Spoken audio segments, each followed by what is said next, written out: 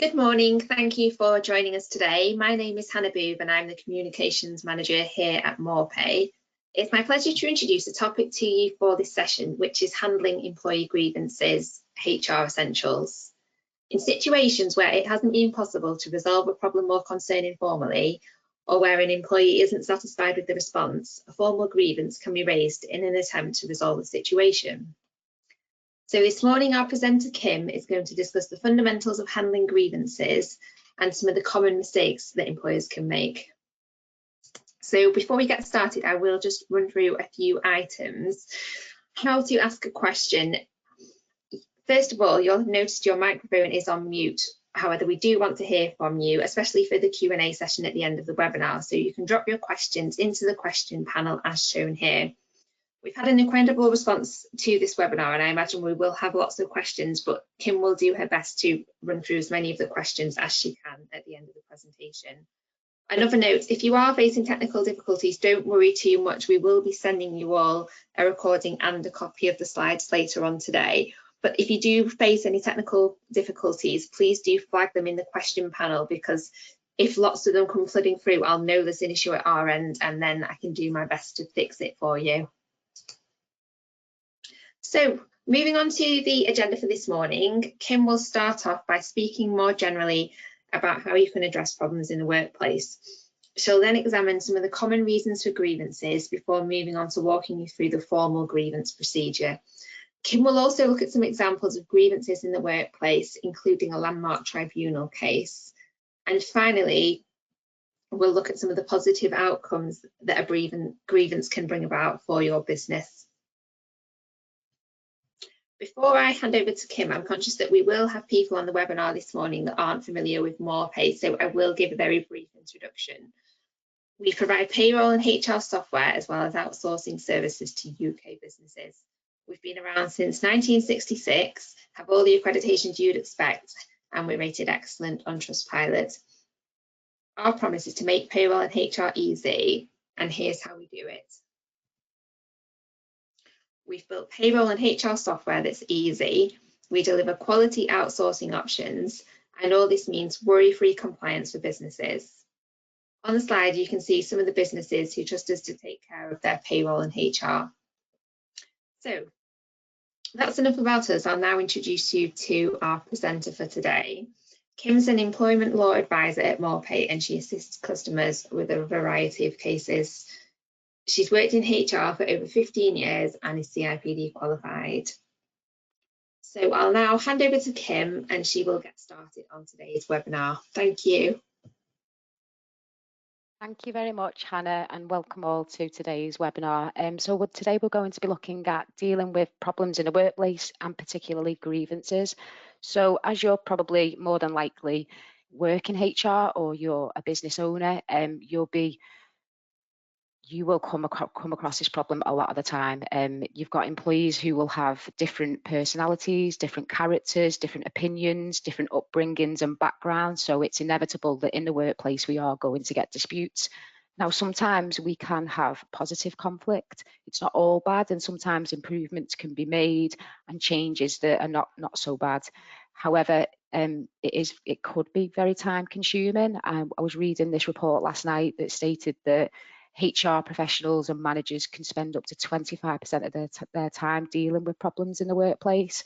And if you think of the work that HR have to do and the positive work that HR can do, and you look at the remaining 75% of that time, it doesn't really appear to be proportionate for the work that could be done. And imagine if you haven't even got a HR and you're a business owner trying to work through this yourself. So it can be very time consuming. So what I would definitely recommend is efficiency, and hopefully this webinar can help you a little bit with that. So we will look at how to resolve a problem raised by an employee on the next slide. So when we're looking at resolving a problem that's raised, the first thing to do would be to take a step back and look, can we resolve this informally or can we resolve this formally by way of a grievance process? Now, a lot of companies may be very procedure driven and may take every opportunity to use their procedures to resolve concerns. And what I would say is I would avoid that at all costs, because otherwise that 25% could easily turn into 75% of your time. And you've got much better things you could be doing with your time. So what I would recommend is take a step back. Do I need to look at this formally, or do I need to look at this informally? Many workplace problems can be resolved informally. For example, you might have an employee that says, you know, I've not been paid correctly. You might look at their pay slip, look at your processes and think, well, actually, yeah, you've not. So I'm going to correct that and ensure that you're paid correctly. And that's that matter resolved. Other issues, other ways of resolving grievances and disputes can be a way of mediation or an informal discussion.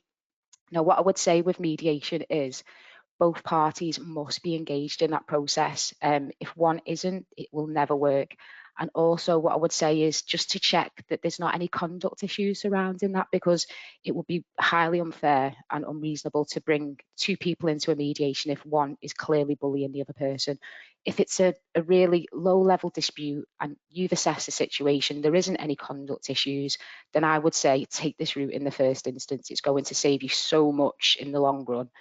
And where necessary, a more thorough informal investigation could take place instead of the full grievance procedure. And that's kind of like a bit of a middle ground where you're not taking it informally, but you're not going through formal action. And I'll go through an example of where I've dealt with a situation like that in a minute. So if the complaint is of a serious nature, or you haven't been able to resolve the issues informally, you should follow a formal procedure. So we would interpret a serious nature to be examples like racial abuse, discrimination, sexual harassment. So you may, just because of the nature of that, automatically follow your grievance procedure. But what I would do is assess the situation and all the parties that are involved. So a case that I recently dealt with, it was quite a sensitive matter, and it involved quite a young girl, and she was 17. And she had some concerns about her supervisor and the way that she was being treated in the workplace, inappropriate comments, inappropriate touching, and it worked out that he'd manipulated the rota that they were both working together on late shifts together, and it made her feel really unsafe in the workplace. Now, that's quite a serious allegation. We were able to establish evidence very early on with text messages, so the decision was made to remove the risk with that individual, and they were suspended pending a full investigation.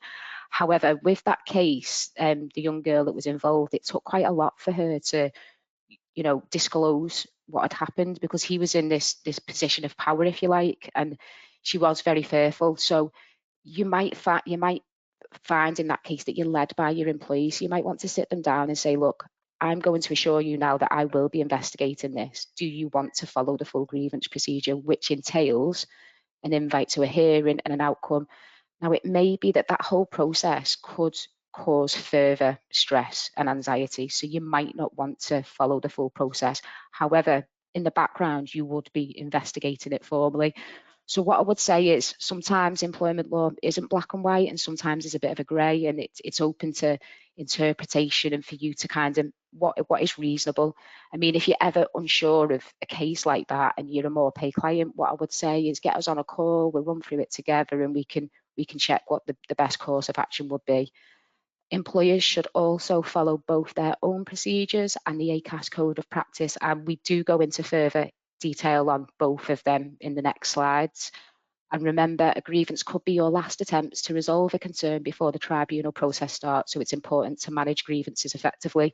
So I was looking at tribunal cases at the minute, and at the height of the pandemic, there was an increase of 22% in tribunal cases, and we've also got a massive backlog as well. So somebody could raise a grievance to you and you might decide not to hear it. Now, that could be your safety net, if you like, because if you don't hear it, that employee is under no obligation with Acas or early conciliation to engage in that process. They could just get their certificate and get their day in court if they wanted.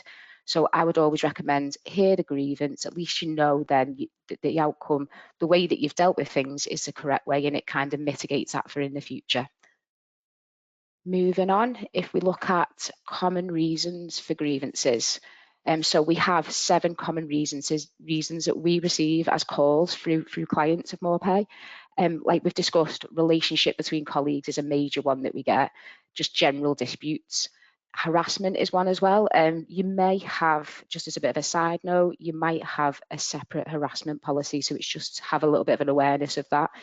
Acas code of practice doesn't state you must have that, and as long as we have the grievance procedure, you could rely on that. So harassment could be bullying, which will be for a protected characteristic. So you've got sex, age, marriage, religion, disability, sexual orientation, gender reassignment, pregnancy, race, and it's unlawful under the Equality Act.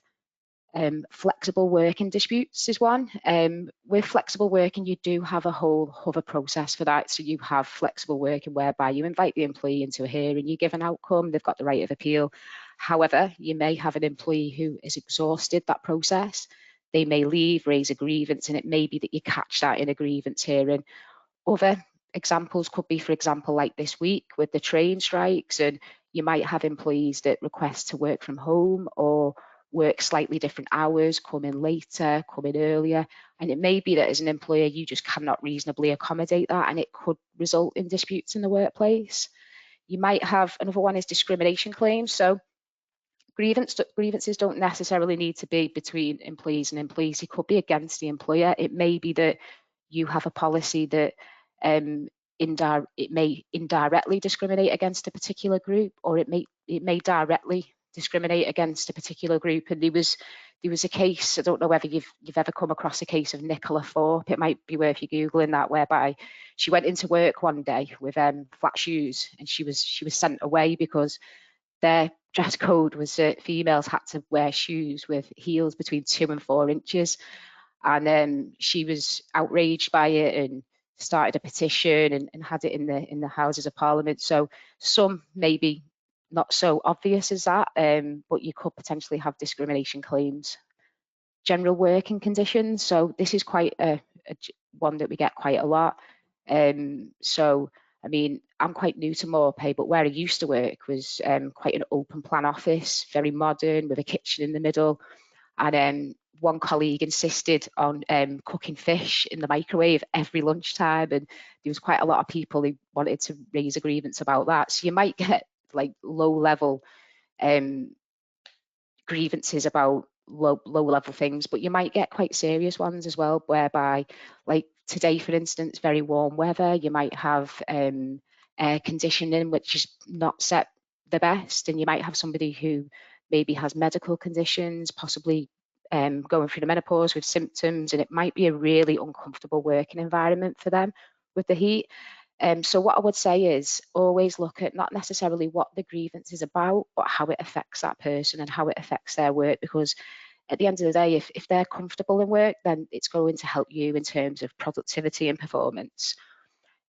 Disputes and pay. So we do get grievances about this. So we encourage employees not to discuss salary, and sometimes salary can be based on qualifications, experience, and sometimes there are differences. And if employees do talk, then sometimes it can result in some employees not feeling appreciated, or grievances arising surrounding that, or some particular benefits which are not ideal. So just to have an awareness that we do have grievances surrounding that.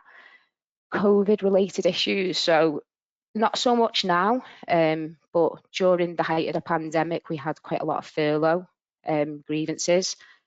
The grievances we tend to see now are more surrounding the current government advice, which is to isolate if you can.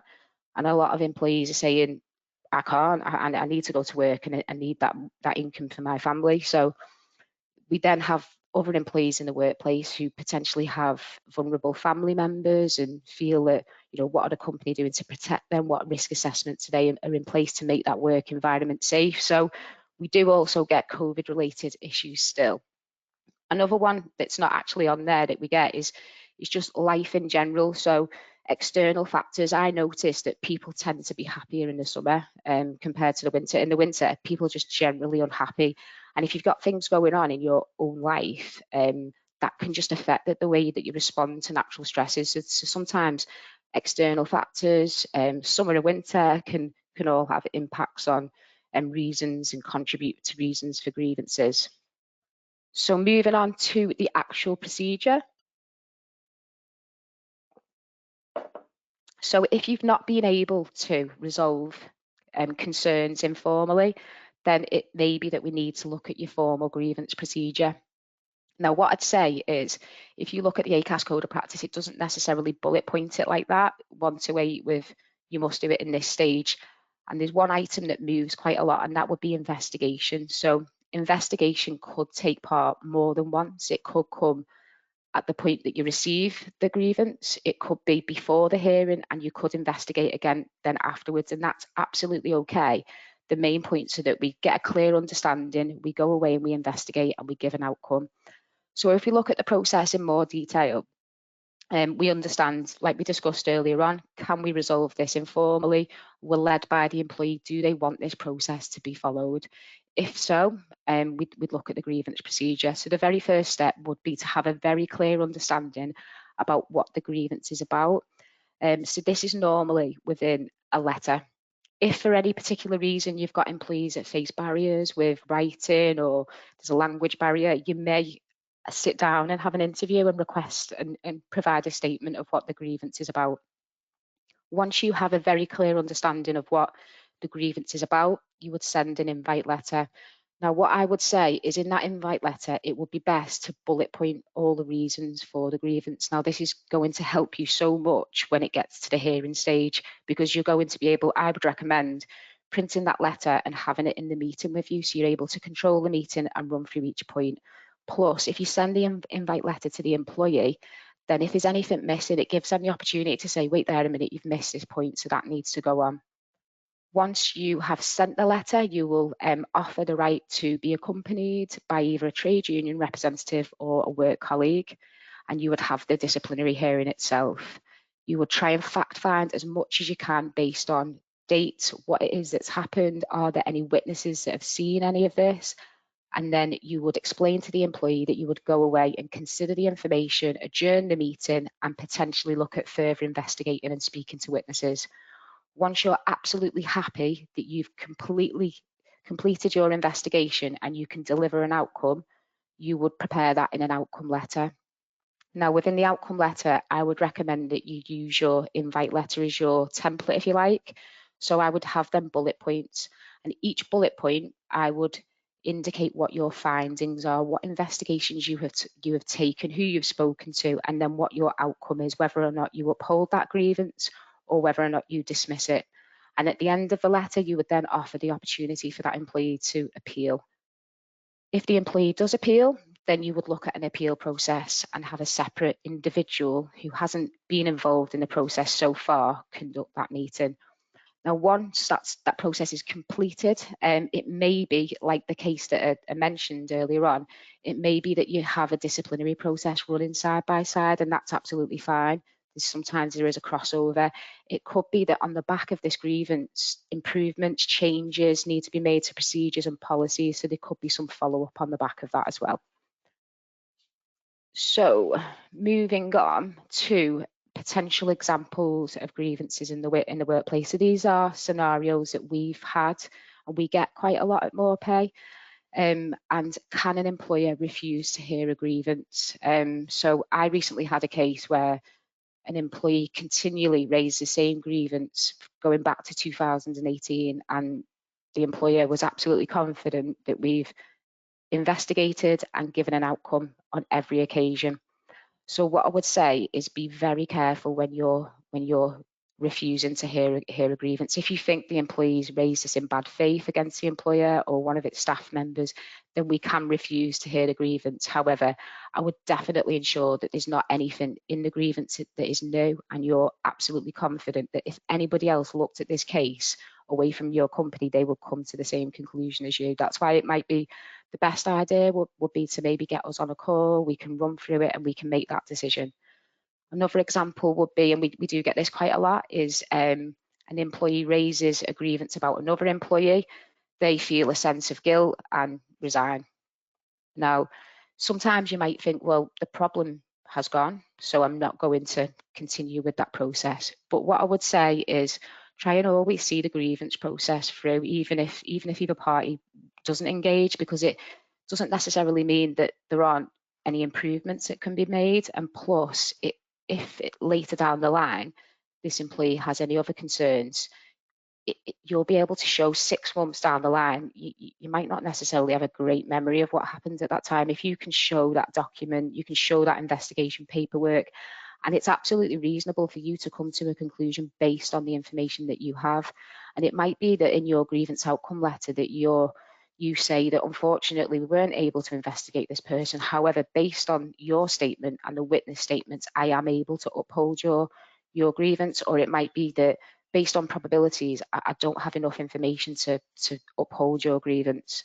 So I try and see it through just to cover yourself. And obviously we've got that duty of care to our employees as well. There might be other improvements that can be made in the workplace, regardless of either working to prevent it happening again in the future, if you like. So we will look at some case law from last year. So this was the case of Mrs. Biggs and Miss Stewart. So they both worked for a company that provided wedding venue and other events at specific locations. Both employees became pregnant in 2017, and the employer found it highly inconvenient. What they did was they tried to engineer to exit both employees out of the business to not pay maternity pay. The judge that ruled on this case actually said it was one of the most vindictive acts of discrimination that he'd ever come across. Both employees' grievances were ignored, and the employer chose not to hear the grievances. Now, it went to the employment tribunal, and they awarded the maximum 25% uplift to the compensation award as they didn't follow the Acas code of practice for grievances. This resulted in one of the employees receiving an increase of 15,000 and the other employee receiving an increase of 11,000. The company tried to challenge this at the Employment Appeal Tribunal, but the Employment Appeal Tribunal said absolutely not. We agree with the original decision, so it was upheld that was their claim. So if you look at that, that's not even the award for the discrimination. This is just the uplift for not following the code for grievances. So we would definitely recommend as best you can to follow the Acas code of practice in relation to grievances. Moving on to where we stand from a legal perspective with the Acas code of practice. So the Acas code of practice was introduced in 2000. It's had regular updates along the way, 2004, 2008. The one that we're looking at just now was most recently updated in 2015, and it is the minimum standard of fairness an employer should follow when handling employee issues in the workplace. Failure to follow the code may result in adjustments of up to 25% in any compensation award. So it's not actually law, it's best practice with Acas, but I think it speaks volumes with the awards that can be processed there. In terms of a legal standpoint with disciplinary and grievance, there is a requirement to provide a statement of main terms on the first day of employment to an employee. Within that, or within the handbook, we should reference disciplinary, dismissal or grievance procedures. Now, this is covered under the Employment Rights Act 1996. Now, an employee couldn't necessarily take you to a tribunal for not having that procedure in place. It would need to be an associated claim, for instance, like the case law that we've run through there. But if you look at the employee relationship, if you ever have a problem within that relationship, your go-to point would be your handbook. That is going to solve all of your problems. If you're a MorePay client, then and you have policy as part of your agreement with us, then you don't need to worry, because that's something that would come automatically, and it's regularly updated to take an account for updates with the Acas code of practice. If for any reason you don't have that within your policy, maybe just pop that in the Q&A and somebody can give you a call about that later down the line. So we've gone through the grievance procedure, and we've looked at, should we deal with this informally or formally? So now we'll look at the aftermath and resetting your grievance procedure afterwards. So lots of positives and negatives. If we look at, you think we do invest a lot of time in this process, the 25%, but grievances can unearth some practices which as a business you may not have any idea are occurring, and whilst grievances can be both costly and time consuming, they can also bring about positive business change. So positive outcomes from hearing a grievance could include the time that you save dealing with potential litigation with Acas or with a tribunal. For example, if you look at that case law, both employees became pregnant in 2017, and that case wasn't heard until 2021.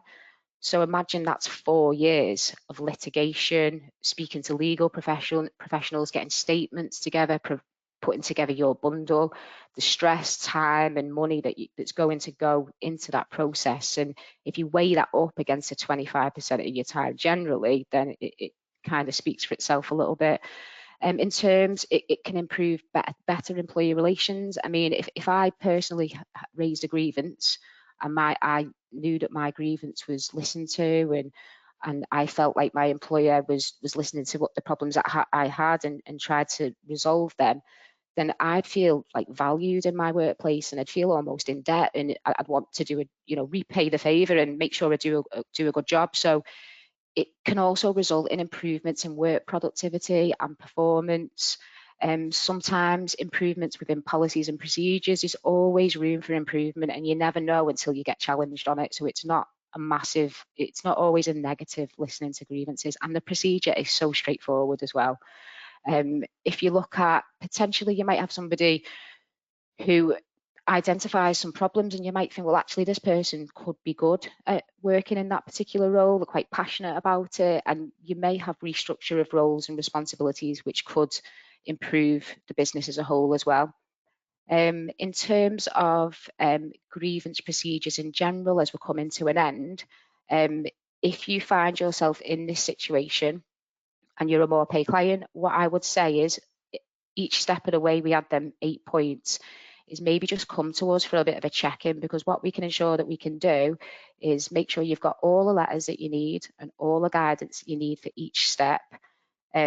Worst case scenario, we could even come out and conduct the meeting for you as well. So it's not a major issue to worry about. And like I say, hopefully this webinar's helped. So I will pass you back on to Hannah for questions, if that's okay. That's brilliant. Thank you, Kim. I'm sure that everybody found that really useful. There was lots of information in there. So now, as Kim said, we will move on to the Q&A session. So please continue to drop your questions into the question box and we will run through them. We've already had a few questions, so we will make a start. So the first question was, how long would I have to deal with a grievance? That's a great question. Okay, so there isn't necessarily a period of time in terms of employment law that this would need to be dealt with, but if you look at the Acas Code of Practice, it states that we shouldn't deal with a grievance with undue delay. So I would recommend that you deal with it within a reasonable period of time. Obviously, there will be occasions when people are on annual leave and people are off sick, but it could reflect on you if it's dragged out for an unnecessary amount of time. So always try and deal with it in a period that's reasonable.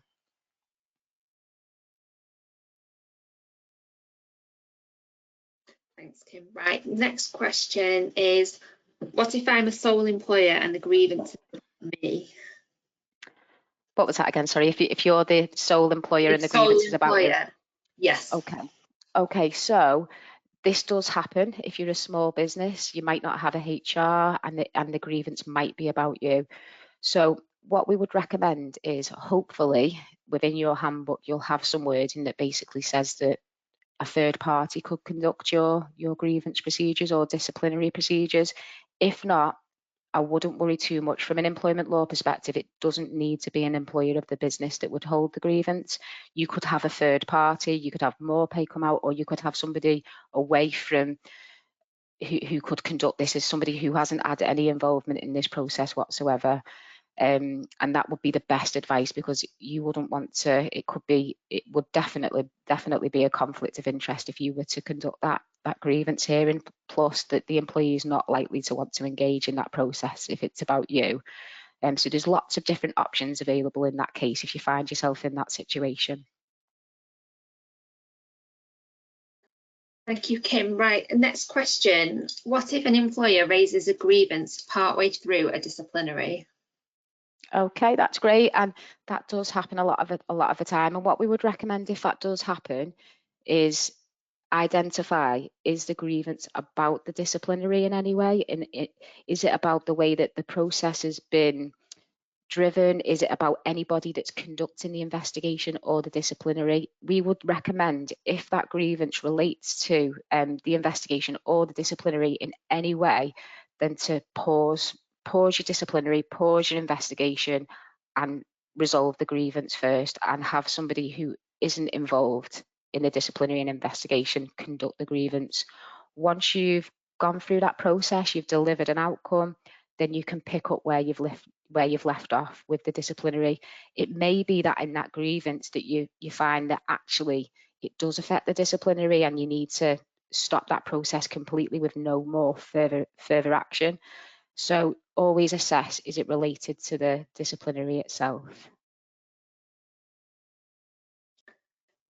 Thank you, Kim. So the next question is, what happens if the grievance is a he said, she said type situation, one word against another with no evidence? How do you look at resolving this?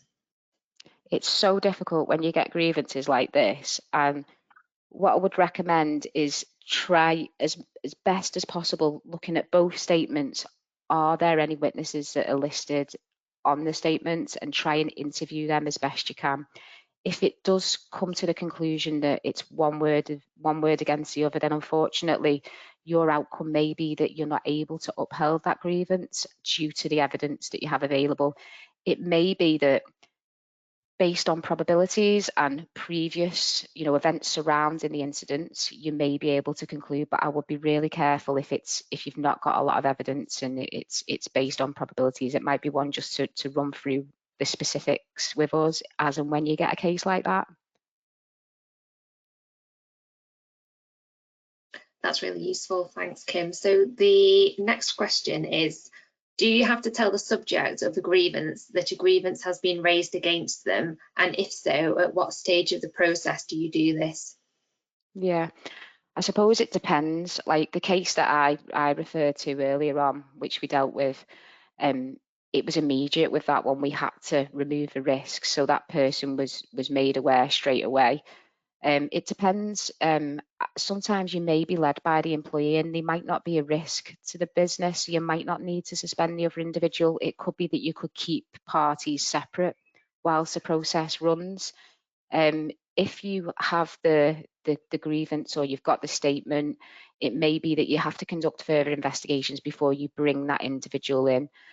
So there's not really a set rule really on it, but definitely before you conclude on any outcome. But it could come before the grievance hearing, or it could come after the grievance hearing. But I think it's definitely assessing what risk could there be if we don't speak to this individual. Could this carry on? Could it carry on with any other employees?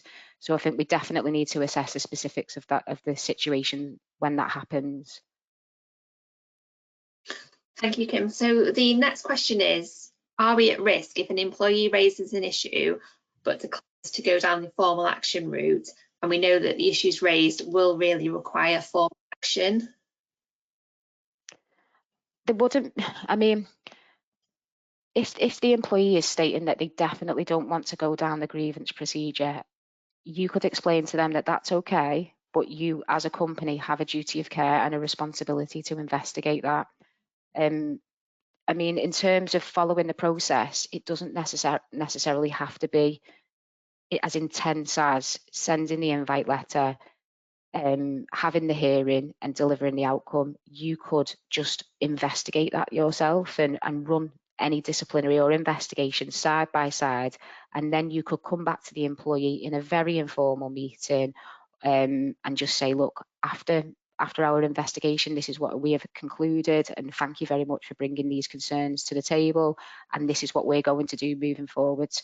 So you've not necessarily followed the full process, but you're confident that you've investigated it. So later down the line, if that employee does leave, makes a claim for constructive dismissal, at least you'll have evidence there that this employee did not want to follow that process, but as a company, you decided to investigate it anyway. I hope that helps. Having a quick look through the rest of the questions, we've had a few questions that have been kind of similar, like what to do if an employee refuses to attend an investigatory meeting. You invite them to a disciplinary meeting on the facts that they refuse to attend this too. And then we've also had a couple of questions around things like, what should you do if an employee goes off sick midway through the process, that kind of thing.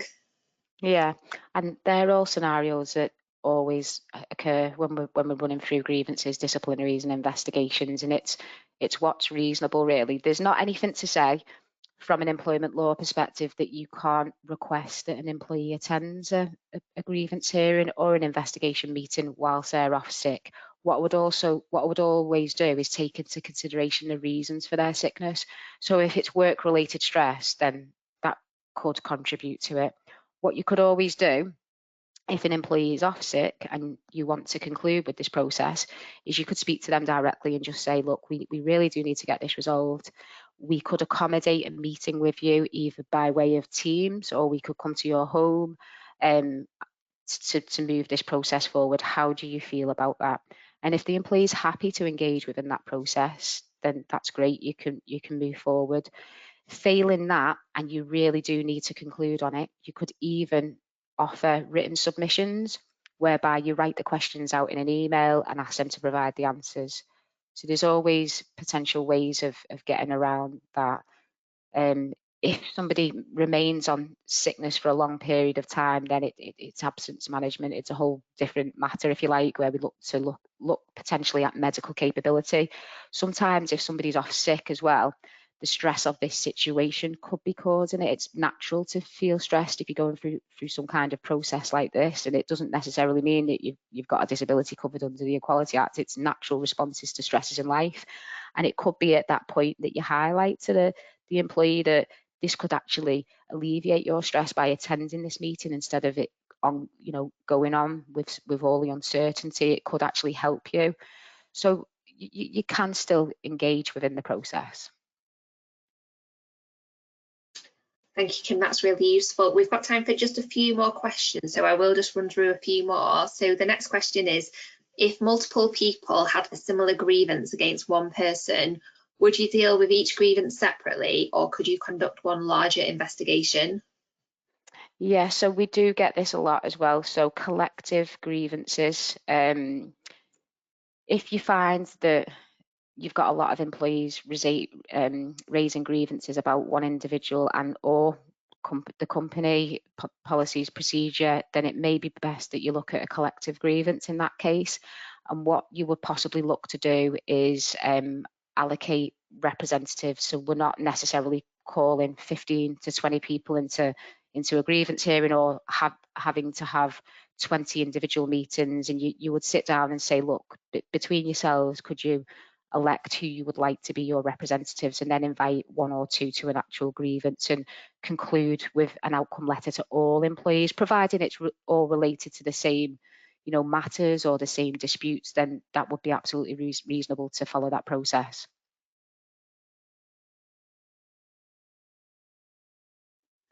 Thanks, Kim. Right, we'll just do 2 more questions. So we've also had a question. It was around let me just have a quick look and see if I can find it, because there was one that I thought was be quite useful for everybody, and it was around who should there be, this is it, should a trade union rep be present during an informal meeting? So in terms of informal, where a decision isn't going to be given, then there wouldn't necessarily be a requirement to. However, I know that some businesses have as standard within their employee handbook that they do offer a trade union or a work colleague, and that wouldn't necessarily be a statutory right. It would just be a contractual right. So with informal meetings, no, but with formal, yes. But always check your handbook to see, do we have a contractual obligation to honour this request? Also, just on that as well, you may have a request for an employee to bring somebody who isn't a trade union representative or a work colleague, and it would be assessing, why is that the case? Is that because they're a particularly young employee? Could it be that they have a medical condition, anxiety, and they would struggle, and it's almost like a bit of a reasonable adjustment? But I would always be very, very careful when that does happen. Who is the person that they bring in? I had a case once where an individual wanted to bring the mum, and she was a solicitor, and so be very careful of when you're looking at that. But young employees sometimes may need some extra support. Thanks, Kim. We've had a few people as well asking about slides and the recording. So yes, we will be sending out a copy of the slides, and we will also send out a copy of the recording, which will include the Q&A session. So you can listen through the Q&A or send it to any colleagues, that kind of thing. So we will end now with our last question. This one is a little bit of a complicated one. It's what if the grievance is not related to the disciplinary case, and the grievance will take longer than the disciplinary, but the disciplinary outcome is dismissal? Oh, that is a good question. Okay, so if the grievance isn't related to the disciplinary in any way or any of the individuals involved within that investigation, then you could run them side by side. So you could continue with your investigation and disciplinary and continue with your grievance. And it might be that you have meetings on different days for each process, keep them very separate. What you could do then is if the disciplinary results in a dismissal, I would still conclude with your grievance.